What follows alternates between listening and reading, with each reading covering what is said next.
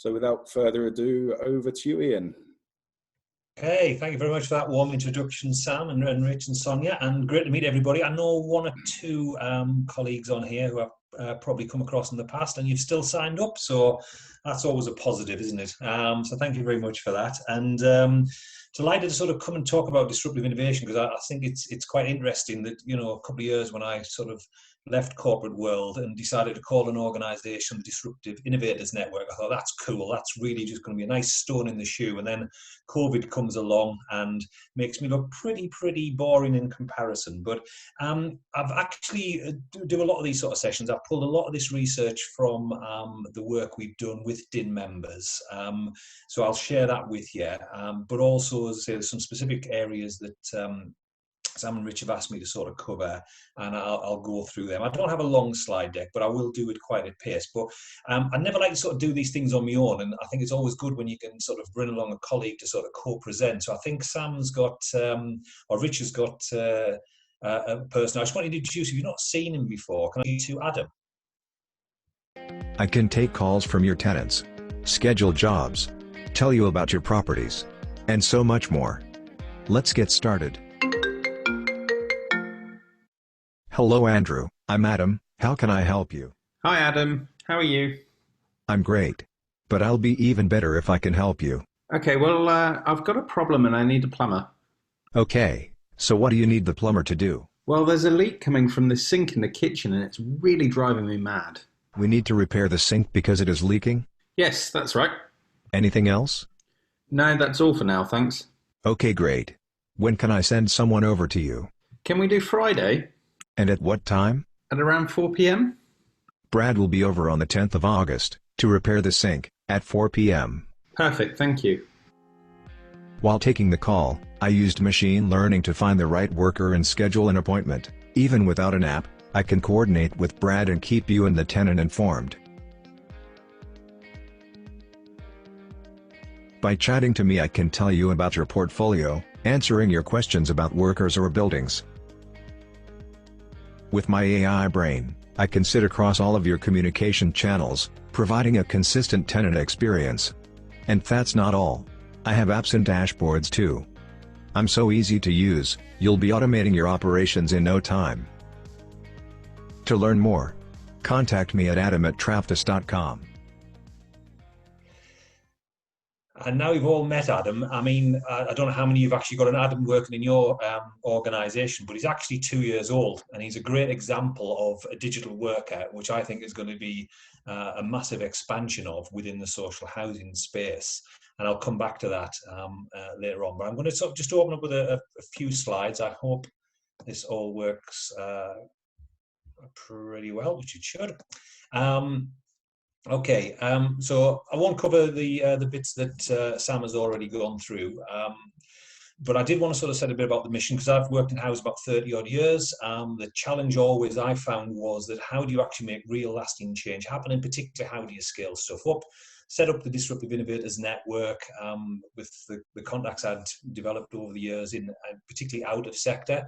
As I say, there's enough fantastic organisations working in the social housing space who can help you with that. My focus is very much on, and our company motto is steal with pride. So we look at other sectors, other leaders and other organisations and say, right, what are they doing brilliantly? What can we bring back into the sector? We cover these three areas because without them, I don't think you can build that sustainable organisation. So we look at technology lens, we look at the culture lens, and we look at the leadership lens. It doesn't go in that order, by the way. I just thought TLC was a really good acronym. We've actually got quite a few. We've got a little hotbed of innovation taking place down in Wales. We've got quite a few Welsh members as part of the network. And it's always sort of good to get different voices within it. So I'm pleased there are so many organisations down there doing it. We do the usual stuff. We've got series out at the moment. We've got our Innovation Summit on in a couple of weeks' time. There's only one session with housing speakers on. The other 14 sessions are all from thought leaders outside of the space, looking at very different areas. We've got a series out at the moment with the CIH called Write Your Own Future. That's a brilliant leadership series. Again, the speakers on there you won't have heard from before. And again, they're all looking at things through a slightly different lens. Lots of stuff in the tech space. We're about to build the first digital twin housing association. So you can do a lot of scenario testing and simulations without breaking anything. We've got areas, as you've just seen, in intelligent automation there with Adam. We've looked at things like your remobilization strategy, and we talk a lot with sort of Europe and the rest of the world about innovation. So we connect you, we genuinely expand your peer network. So again, we're not just having an echo chamber conversation. There's loads of free stuff on the website if you want to go and have a look at that. We've just launched this week the full guide to cloud adoption. There's a great piece about Future for Housing IT services, where that should actually sit in the organization. If you haven't got your IT people on if you've still using IT as a support service and not as a strategic advisor, then you're going to fall further behind where other organizations are. And we've got our YouTube channel as well.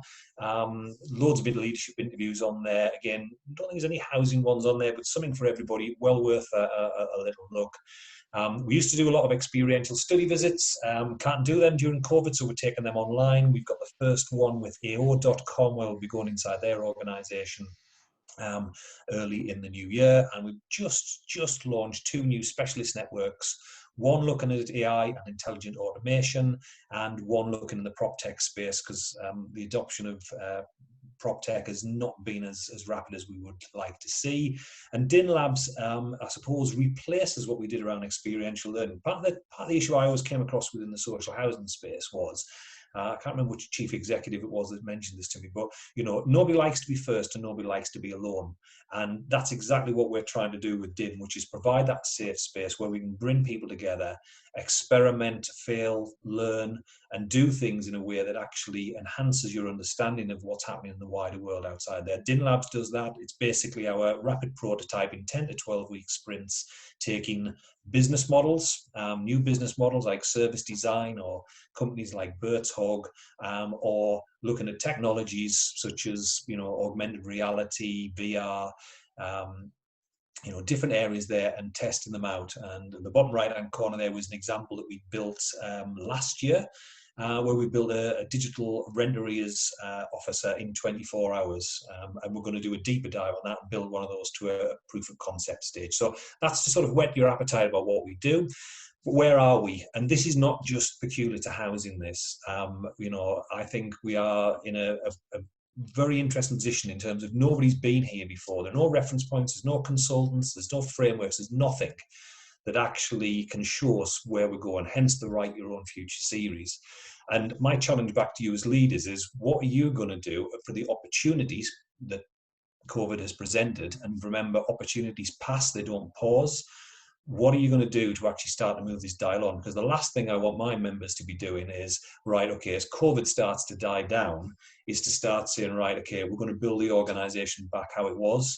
You probably see some of the research coming through now. We don't want to do that. We want to sort of build back something that's more relevant for the future times. And organizations who've done well out of this, this just happens to be one of our partners in Amazon. I ran this workshop with Amazon last week with one of our members. And basically, we went through the Amazon problem-solving model. This is Jeff's famous way of solving customers' problems, and it's always having customers at the heart of it. 5 simple questions. You think, well, how can that solve some of the complex issues and problems that we've got? Trust me, we did it with a big housing association last week. It just works because you don't leave the questions until you've fully answered them, you've gone through. It's really quite forensic. And that's what I like, it's simplicity. If you go into Apple, we've been into Apple a few times, and Apple's got this fantastic philosophy about any idiot can add in complexity into a process or a system, but it takes a genius to take it out. And that's why I think a lot of their products just work, because, I don't know about you, but if you've got an Apple product, I've never had to look at a manual. They want you to dive in and have a go and give a go at that. And how about this? These are some train breaks. What have train breaks got to do with disruption innovation? Well, it's partly a shout out to governance. I don't think governance gets enough love in housing, but it's absolutely vital. And let me sort of explain why I use this as an example. Where most people will look at a set of brakes, it's something to slow you down, and it does. That's part of its function. But for the highly performing, highly creative, highly innovative organizations I work with, I've been inside of, they look at brakes in a different way. They need good brakes. They need exceptional brakes, because what it allows them to do is to go faster. We picked this up from Bupa, and their whole approach to this was, if I've got brakes constantly on, it slows me down. But if I've got good brakes, I can go faster, in the knowledge that if I go off track, I can actually stop myself, pivot and change direction rapidly. And that's what all of these companies who are service providers who are working with your tenants and residents are doing. And that's what they have done during COVID as well. And I think, housing organisations at least need to be aware of this so the experience gap does not grow as a result of this. And the governance example is where during COVID, those organisations who, from a governance perspective, the exec team or the service delivery directors were constantly asked for daily, regular reports on how things were going, actually slowed the decision-making down. And actually slowed the business down, whereas those who allowed the executive or allowed the delivery teams to get on with actually went faster and solved the residents' problems, which is basically what you were there to do. Got asked a lot of questions about innovation, and lots of organisations come and are interested in DIN and want to join the network. So I came up with sort of 6 questions that we can have a chat with the exec team about. And it starts off with, can you define what innovation looks like? Most organisations can, in terms of what their view of that is. My next question is, okay, do you practice ethnography? And when people have Googled that and seen it's walking in the customer's shoes, I then ask, okay, so how many customer journeys have you as an executive walked in the last 3 months, end to end, to understand the problem from the customer's perspective? That's where I start, the calls start to drop off. The piece about problem, you understand the problem that you're trying to solve, because in a lot of cases, if you don't apply something like the Amazon problem solving model, we probably don't get right to the nub of it. But the one that really loses me lots of friends and influence is around, right, okay, you're a highly innovative organisation, therefore you will invest, you will put your money where your mouth is. So what is your innovation budget as a percentage of turnover? And I've detailed there what some of the big tech companies are actually spending. And I had a really interesting pushback on this from one chief executive who said, no, we are innovative, but we can't spend tenants and residents' money on it because it's got a very high failure rate, and that would not be good for wasting tenants' money around that. It's fair to say that they're not going to be joining the network. But also, again, having them different measures in place, looking at, what percentage of the income or savings of your new products and processes generate, because if it's important to you, you will measure it. But another key thing that we encourage organisations to do is to track the technological effects, because a lot of problems are still hidden. But technologies are moving at such a rapid pace, they are now starting to expose what some of these hidden things are. And that's what Amazon and Microsoft and Google are so good at. I promise you, they don't have the best ideas, they don't have the most innovative ways of going about things, but they are absolutely alert on where are the opportunities. When things become visible, they're straight in there. And I can explain a bit more about how that works. So some special Moxie people requests. We'll talk a bit about leaders and managers, a piece about customer satisfaction, where some of housing's blind spots may be. The main issue around that is if you look at the sectors which have been significantly disrupted, they've all had something in common. So whether you look at what Amazon's done within the retail space, Uber's done within the personal transportation space, there was some commonalities there. There was a lot of incumbent suppliers, there was a lot of legacy IT systems, and there was little or no competition.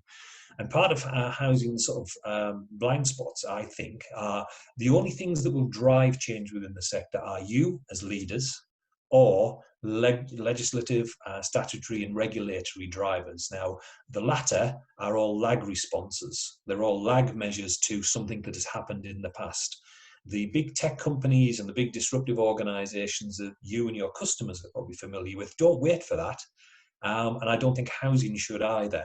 So therefore, a lot of pressure does come down to leaders as to, right, okay, what do we actually want to change and how do we sort of go about that? And that's what we're trying to sort of skill people up and give them the confidence to do that. The rest of the stuff I will cover and come through, but I wanted to sort of just ask and just see whether we can get something on the chat or whether somebody would sort of just share with us.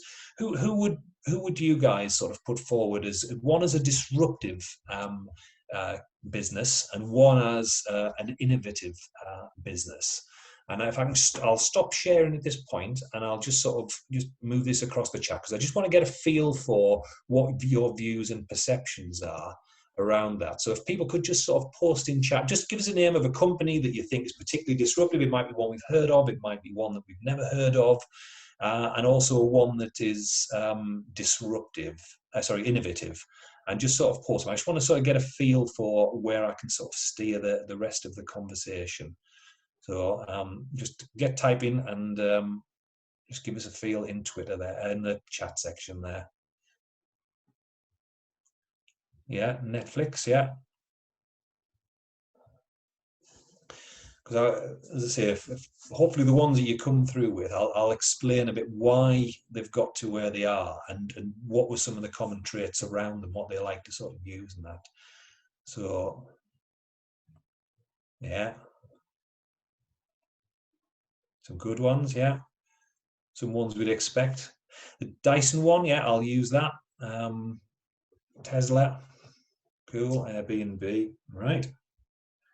Okay, I can tell stories about all of them. We've been into all of those organizations, and it's really, really interesting now. I think because we have been in a global pandemic and nobody's been here before, all of these companies are having to relearn things and actually unlearn things that we've been taught. And I think from a managerial perspective, this is one of the key things I think we as leaders are going to have to sort of rethink. We're going to have to let go of some of the stuff in the past. And the organizations who are going to come through this quicker and more resilient are the ones who are going to let go of, we're not going to go back to BC before COVID.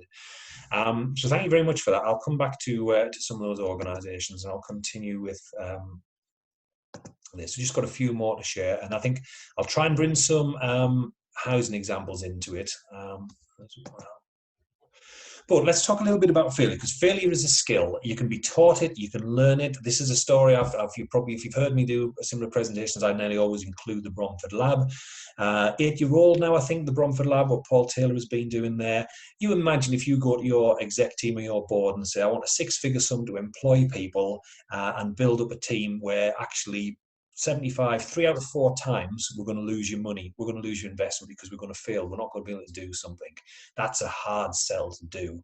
But they did it, and they set up their innovation team, their innovation lab, and it's still going strong. And they have failed so many times. Actually, in the first year, if you had traditional KPIs in, you would see it was a huge success because it only failed 62% of the time. So actually, your investment board or exec was actually a good one. But that's probably still too strong for some organizations and leaders to stand. But I think increasingly, this is something we are going to have to start to develop. And that's part of what, again, we've tried to do with Indian, is to provide that space to fail and do it. Because big organizations like Google, and I had the pleasure of meeting Dan a couple of times, they worked on a failure rate of 90%. And you've got some brilliant examples out there of organizations. I mean, somebody mentioned about Dyson being highly innovative.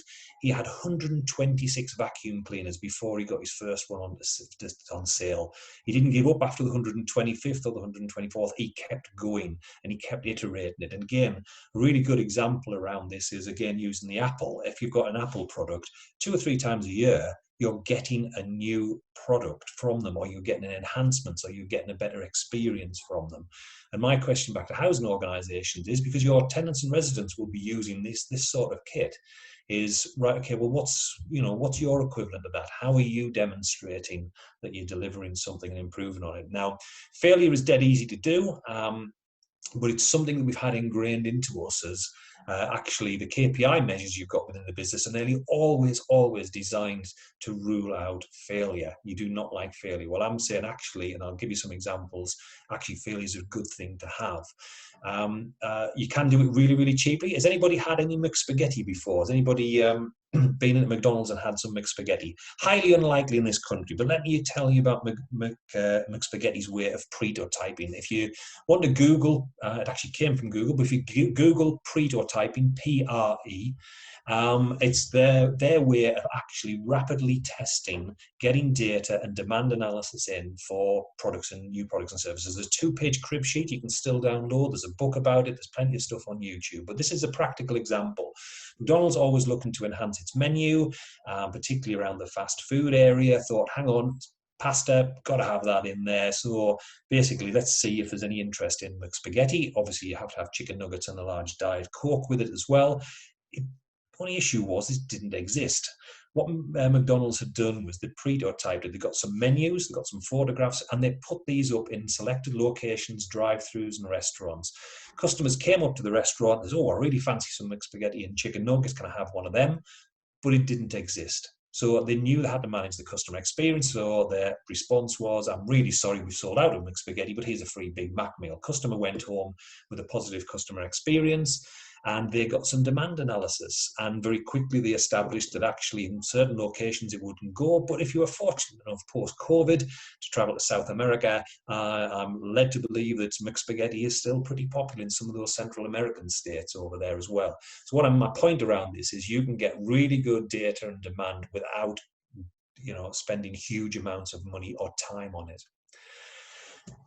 Most of you will be familiar with this next company, Lego. We're big fans of Lego here. I think this is one organization we can all learn from. We are going to be learning from them. We've got their innovation, or the guys who set up their innovation lab. They're going to be running basically an entrepreneur program to innovate like Lego in early part of 2021. And what they're going to share with us is how innovation nearly killed Lego.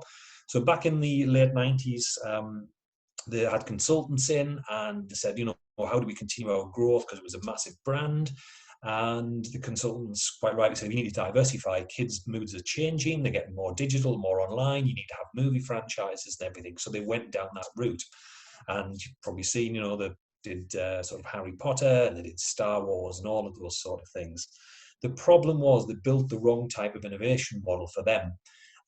Because it wasn't appropriate. Whenever their model was built around movie franchises or games, if there was nothing came out in that particular year, sales just disappeared, and it almost bankrupted. There's some great stories out there you can read all about. It's really worth learning from in terms of failure, until they built back with the right innovation model for them, which was all about their purpose. And that's what the red brick was. And my lesson back to housing organizations is you need to understand and build innovation and build your business around your social purpose. So now Lego has built back the right innovation model, and now it sells, models of the Empire State Building for 500 or 600 quid for us grown kids to build with. So it understood what it needed to do. So innovation isn't something you can just go and start off. You've got to do the groundwork first. And there's a big discussion going on at the moment about what's the future of the workspace. I've got just put a dimcast out with Anthony. He's a really interesting guy. I found him fascinating. He's speaking at our annual conference in a couple of weeks. But, he summed it up for me perfectly that, what we think we need something for is not necessarily what its purpose is for. And this point about shopping there also relates to office accommodation. Offices were a sort of Victorian construct. Managers wanted efficient, productive workforces. We've now gone almost back to the the cottage industry days where we're all working from home in studies, kitchens and bedrooms and things like that. But actually the early feedback that's coming back in is actually people are more productive actually doing what we're doing. Actually we can get more of the work done. Yes, we miss the social interaction, the serendipitous moments around the water cooler, but productive-wise, work-wise, because we're not getting the interruptions. And I can explore that a bit further if you wish as well. So, some specific stuff for housing.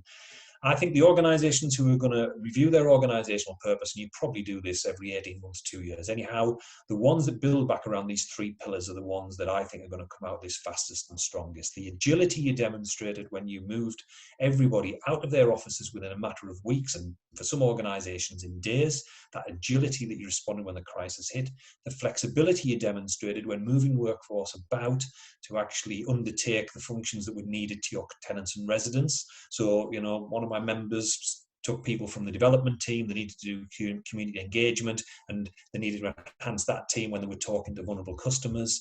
The resilience, and this is something we're doing a session with Amazon, one of the guys from Seattle, talking about how Amazon builds in risk and resilience, because I think we're moving away from the days of managing risk to resilience management. Amazon had no better idea than we did whether a global pandemic was going to hit and how they respond, but my word, they built a lot of resilience into their systems. And it's interesting that no housing organisation toppled over in the initial sort of lockdown phase. And that says a lot about, the resilience the organisations have got. Or as one person outside the sector said to me, well, actually, housing's a fairly simple business, rents, repairs and relets. Why would a global pandemic knock it over? On the return to work side, on the people side, you're probably now looking at your remobilisation strategy. I was chatting with somebody on a call, Microsoft actually, just before earlier on this morning, and their offices, one of them's closed indefinitely and the other one's closed until July. And basically they don't see themselves as going back to that. Housing's probably in a different state, and you're probably all going to have different views about what is right for you and what you've got. Some of you, like Yvonne Castle at Johnny Johnson, are selling their head office and going to be building that, using that to build or make accommodation available, and they're going to rent offices by the hour. You're going to have a hybrid workforce, so basically you might have a Monday, Tuesday, Wednesday workforce coming in, and you might have a Wednesday, Thursday, Friday one, and before you say it, yes, that is the WTF team. We're also going to have to be more change absorbent in terms of, I don't just think COVID's going to hit us. There are other things down the path that are currently hidden that we don't know about, so how do you build that in? And on the leaders versus managers side, really, really interesting. This has turned a debate about where the investment is. I've had members who've come to me and said, look, we didn't do as well with our disaster recovery business continuity plan because we'd invested heavily in management development. We hadn't invested in leadership development, and there's a big distinction around this. And so now organizations are rethinking about, well, actually, the whole managerial role is going to change and going to change massively. I'll say a little bit more about that. So I've given you an example around some of the technological solutions. You've met Adam, the digital workforce. Here's a really interesting example that I've spoken with a lot of people outside of the sector about. Housing is quite rightly massively proud of the hundreds of thousands of wellbeing calls it did in the first round of lockdown to vulnerable customers. That didn't happen in other sectors.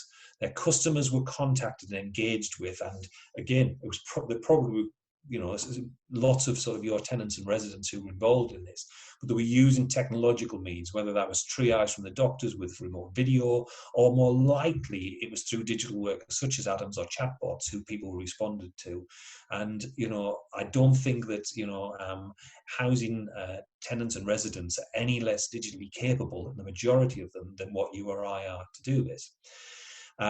We've also got issues around asset management. So how do you deliver some of these things in the world that we now live in? Quite a few organisations paying £150 a week and getting their 360-degree walkthrough of properties. So you can still let your voids. It's not quite the same experience, but again, it's part of that online offering that people need. We are looking to disrupt some of the traditional areas, or at least have a look at the areas such as prop tech, that actually has been adopted by real estate companies outside of the sector, but isn't within the social housing space. Now, let me give you an example. We did an innovation accelerator lab with a large housing association last year.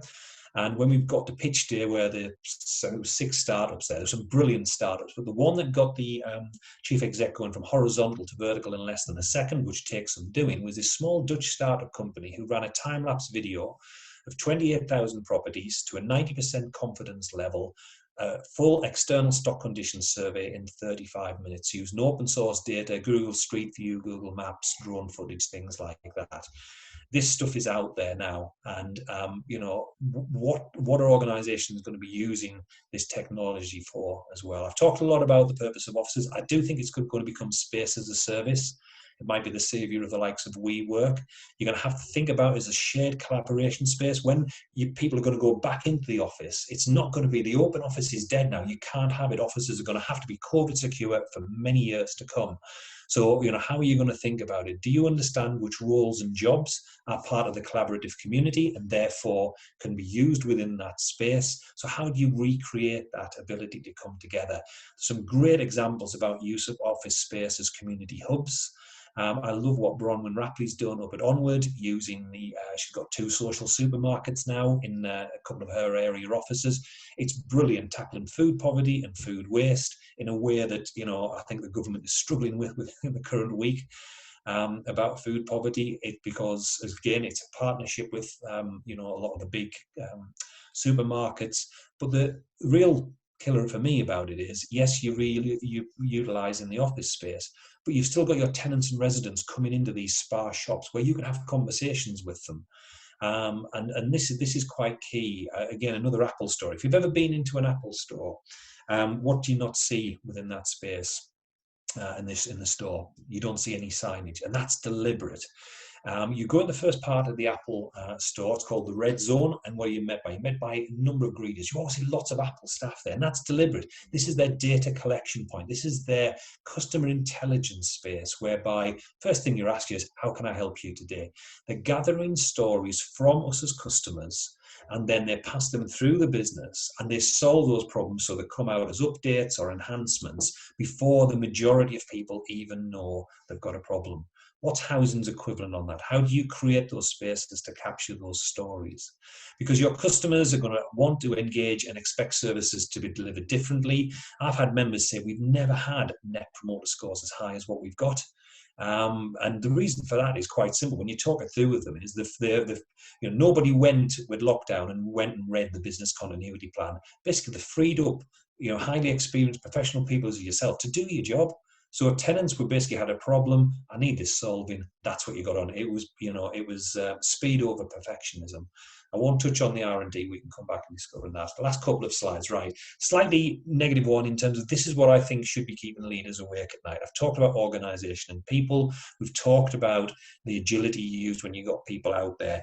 We've got to stop using my colleagues, I'm working from home. You're not working from home. You're at home trying to work. There is a big difference. We've got a long way to go before we get this right.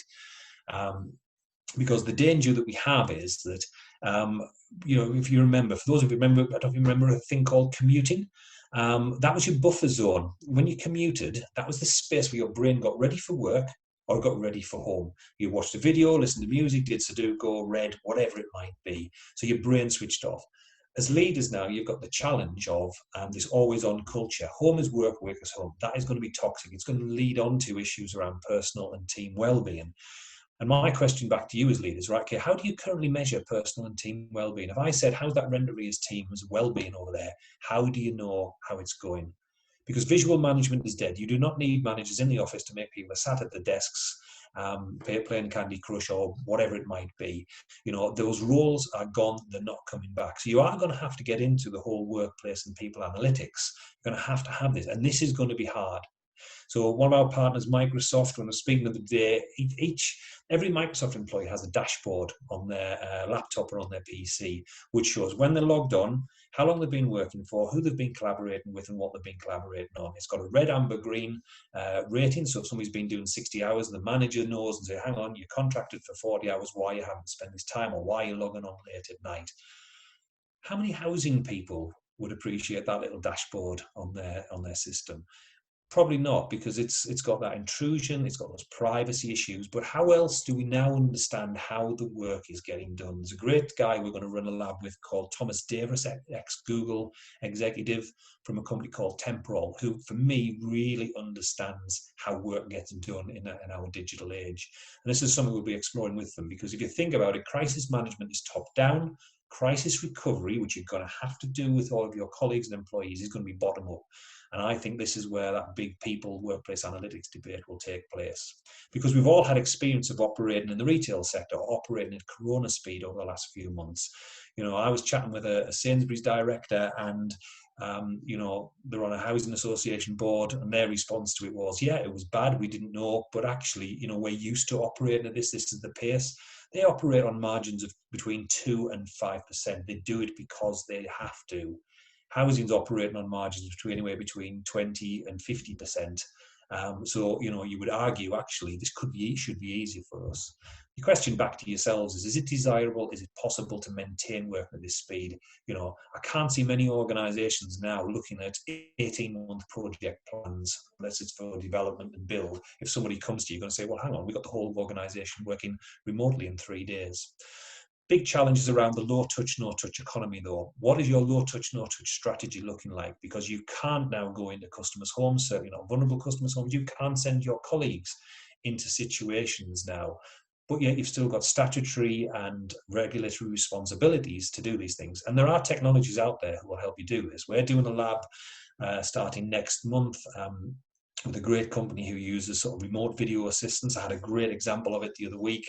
I had a problem with my broadband router. The company texted me a link. I clicked on the link. It gave them control of the smartphone. I showed them the router. They drew on the screen said, plug this cable into this port here, problem solved. Normally they would have had to send an engineer out. I would have been waiting for a long few days for that to actually happen. I would have been without a service.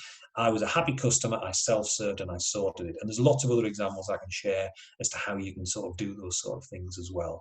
Biggest challenge for me around housing is, do we really understand our vulnerable customers? Most of the examples I've been shown by members have been, well, actually on our Orchard or Castleton system, we've got a tick box here, they're a vulnerable customer. The question you've got to start asking are, who defined them as vulnerable? Was it self-defined, medically defined? Was it housing manager defined? Is that vulnerability temporary, permanent? Does it come and go? Is it seasonal? Is it something from the past? Somebody's had an inhaler 4 years ago. It's very different to somebody who's housebound today. And yet the level of personalisation customers are going to be experiencing from other service providers is going to be very, very different, because they understand and they invest in understand this. So the great company, we did a lightning showcase day where we bring startups in to pitch to members. There's a great company called Tell Joe who do this really, really well. I really like what they do to give you this insight into the levels of vulnerability so you can personalize the services. Final slide. Right, opportunity. As I say, these are passing. You can now recruit from anywhere in the world. You know, you don't have to go to Manchester or Liverpool. You could go to India, you go to Europe, you can go to America for people. And let me explain. You've probably recruited people online during the lockdown, and you've probably not quite a few people you've not even met before, but actually it worked. And again, it's a bit like the shopping situation. You know, we don't need shops to go shopping anymore. And it's the same here. You can recruit more experienced, qualified people to help you with your projects. And you don't need to think of them in the way that it's, you know, permanent employees. You know, housing is a brilliant sector. How do you attract the best people? You give them the toughest problems. And that's what housing has got. We've got some brilliant social problems, so we can attract people in who love solving problems. So I think you've got to think about, actually, can we recruit people 3 months, 6 months, 9 months, just to get these projects up and running, or get us upskilled. You've got challenges around onboarding, and how do you get your culture across in a remote world? Well, how do, you know, Amazon or Google or Uber or Airbnb, how do they manage to do this when they're working all around the world? Somebody put on there about an innovative organisation, Airbnb, you're probably quite familiar with it. They seem to have become quite a big pseudo landlord. I took a group of bankers in there a couple of years back, and one of the things that sort of struck me was their investment in recruitment. So it's the whole hire slowly, fire quickly. And the example that they gave me, the guy who was running it had 7 interviews, and that was a low number. Normally they had double digits. 2 of the interviews were for technical ability to do the job. The other 5 were around, will this person fit with our culture? I had culture champions. He said, I kept getting taken to the pub for drinks. I'm thinking, this is great. But these were examining whether I would fit into not just the team I was coming in to work with, but the other teams across the business. You're probably now at the point where you're thinking, right, actually the skills that got us to where we are now are not the skills that's going to get us to where we're going to be in the future. So have you started to undertake a skills deficit audit? Where are the skills that have come to the fore during the pandemic that actually you're going to need? And here's some of the examples. And these are the opportunities where, you know, working with likes of Moxie people, you're going to be able to start to track some of these people down. You don't need them permanent. You don't need them. You can have them virtually. You can have a virtual CIO for 2 days a month to accelerate your strategic technological policies and things like that. Lots and lots of different areas there. You're also going to have issues around variety of demand from your customers because of what they've experienced, but particularly from your staff.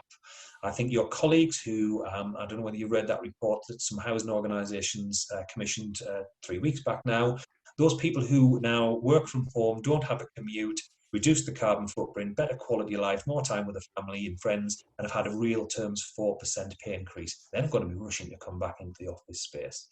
But this is a brilliant time for you guys to think about the positive and some of the things you can now start to drop. So I want you to think about heritage. Heritage is what makes your business and your brand who it is, why people like to work there, how they talk about it, how your customers associate and talk to their friends about.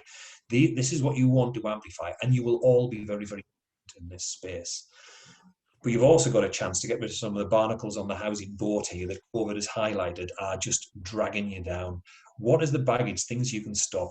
You know, as again, the Johnny Johnson, they have gone down to a 1-page KPIs, set of KPIs? Have you got measures which people have been fueling for the last few years, which actually the people who set them up have long since left, but you're still spending time reporting on them? Have you overpromised on some of the services that you're delivering? Actually stop them now and see what happens. But my final point is, you've got many futures. The governments, with all its resources and expertise, don't have massively more insight where this is all going to end up than what you or I do.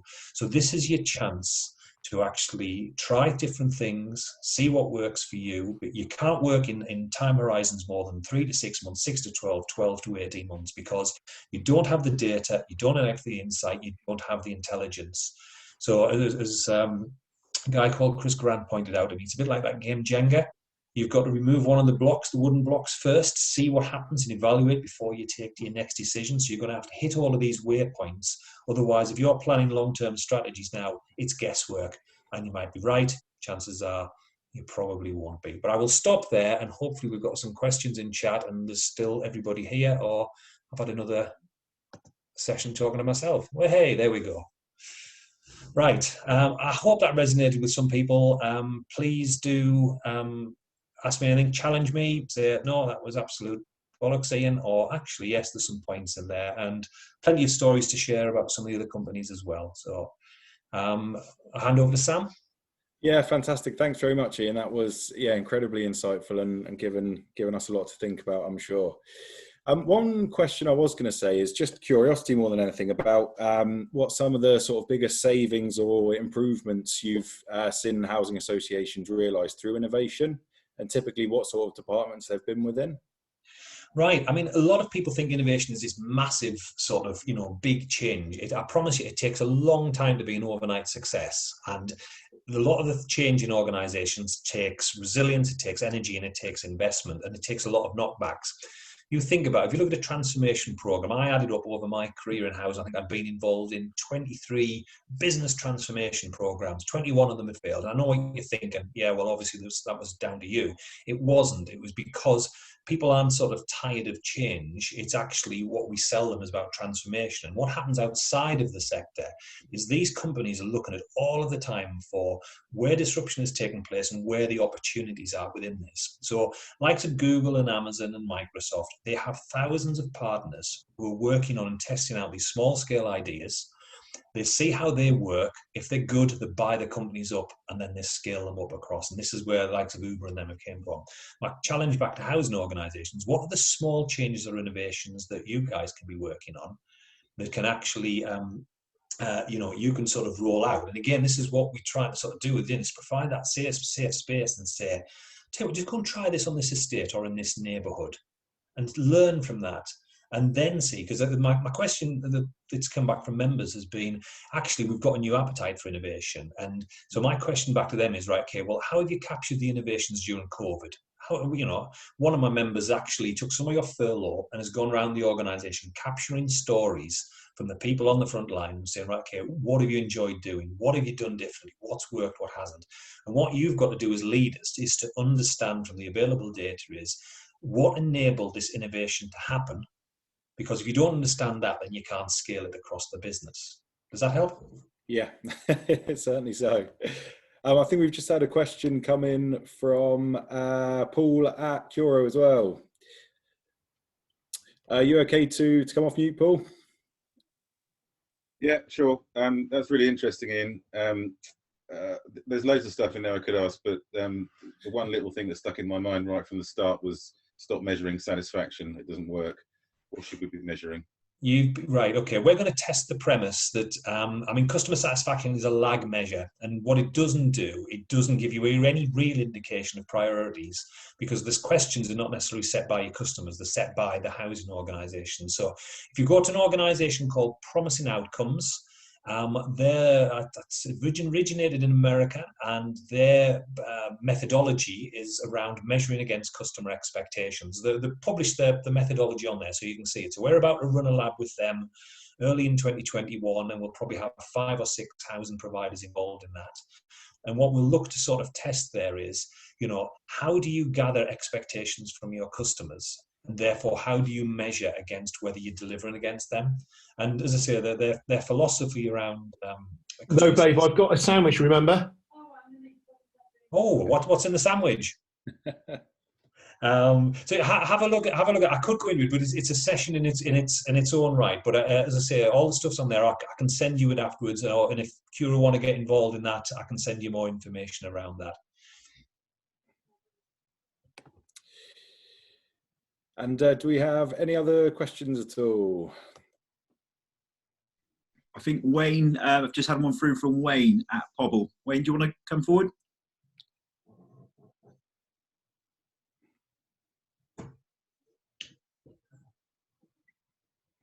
Yeah, there we go. So I'm unmuted. Can you hear me okay, Ian? Yeah. I am, thank you, sir. Yeah, Pobble's one of our members, so you get priority, sir. What's your question? It was just a quick question, Ian. Sort of how often do you find some of what look like really sexy, techie solutions and do something really well, actually when you roll them out or even pilot them, end up not really having much of a business case? So the example we had was very similar to your IT fix that you mentioned. We were paying £1,000 a month for a product which does exactly what you saw. So customers could use their camera, our surveyors could do the same and so on. We just found human intervention was an issue. So a lot of our staff didn't like the customers seeing their bedroom from behind. So behind them they potentially could see their wallpaper or their bed or what have you. So they weren't prepared to use it in the call center. Some of the surveyors got a bit of benefit out of it, and I think on a couple of occasions we were able to see the colour of a kitchen door or some tiles so the contractor could take the right product. We were actually losing money trying to use that because so few people were prepared to let us use the product. Yeah, really, really good example of a solution looking for a problem.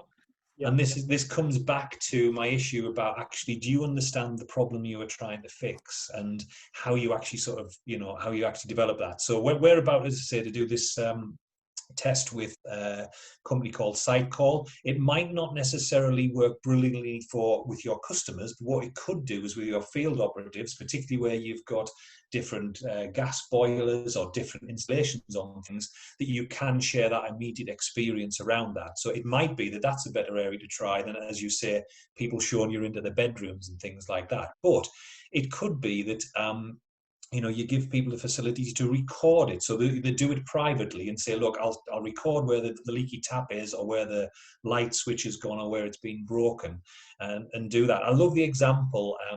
When I used that as an example with one of my members, said, actually, we're better than that.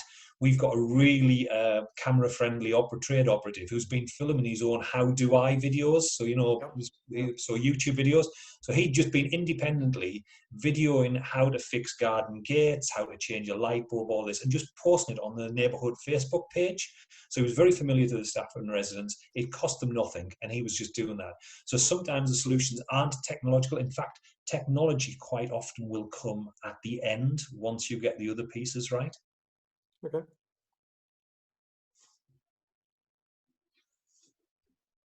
And we've had another question from Paul, if you're happy to run through it, Paul.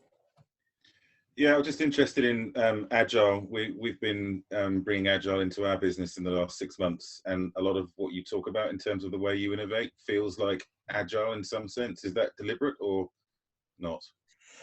No, it's not. I mean, I'll be honest. I mean, I've tried. I mean, part of what I'm trying with Din is to try out some of these business models and processes, which are, very, very popular. I mean, about 20 odd years ago, I brought a company called Vanguard and Systems Thinking into the sector.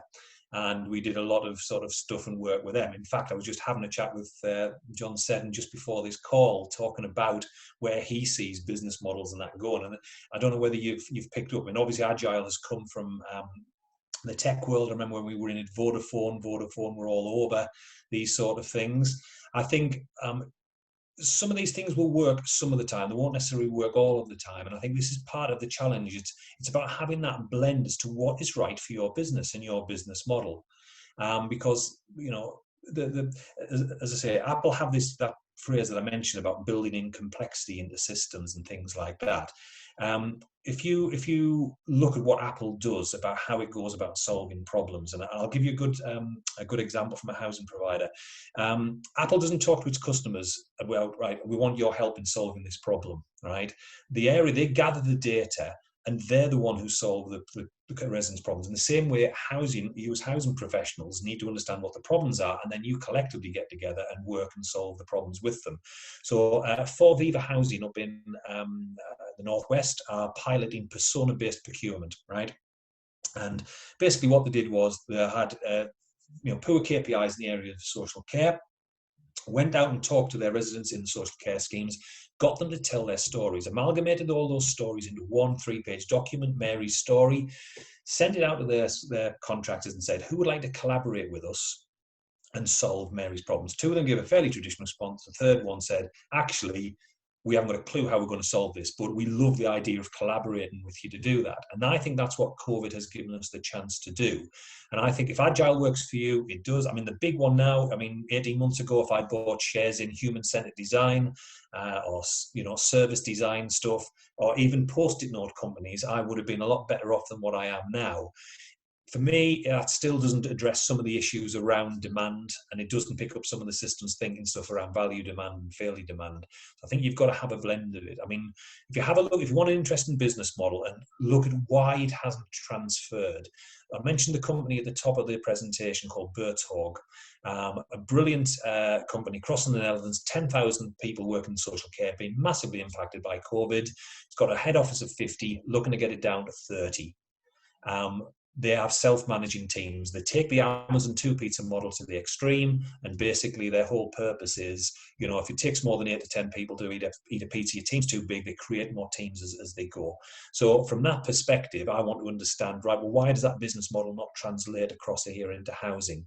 So I'm naturally curious. So again, these are all experiments. If you want, you can come on board with us and you can learn as we learn around them as well. And I think that's what COVID's given us a chance to do. It's a chance to relearn things again. Probably time for one more question.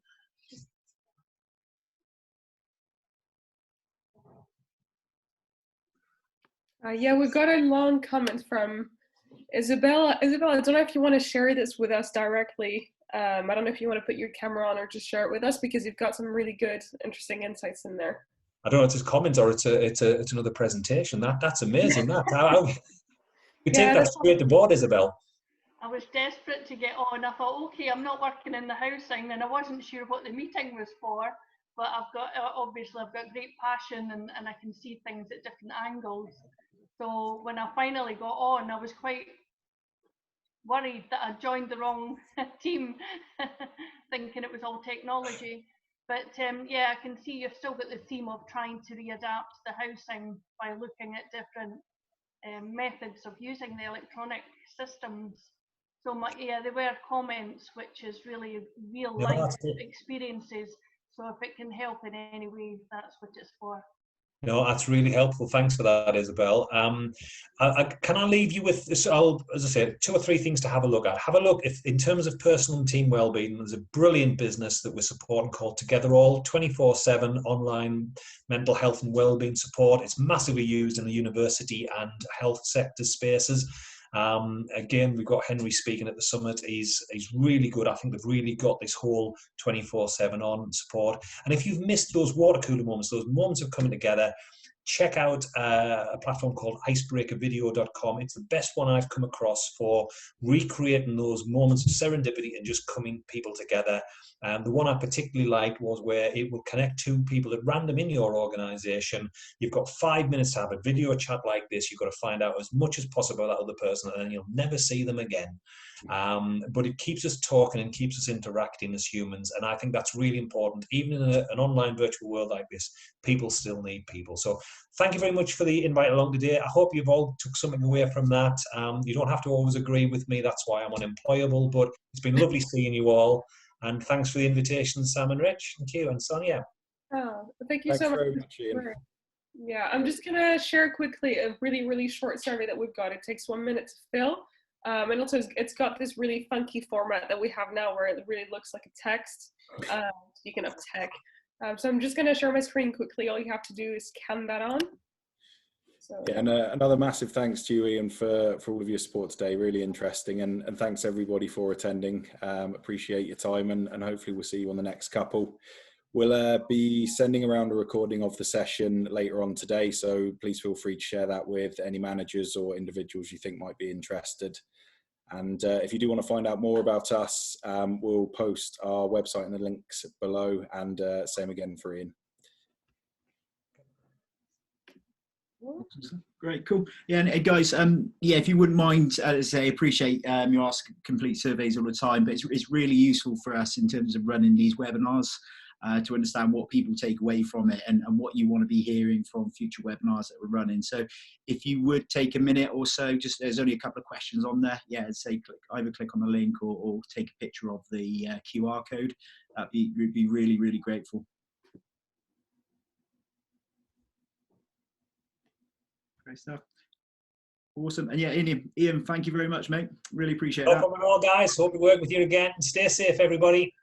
Take care, guys. Bye-bye. Thank you. Bye. Bye. Bye soon. Thank you. Bye. Bye. Bye, everyone. Bye.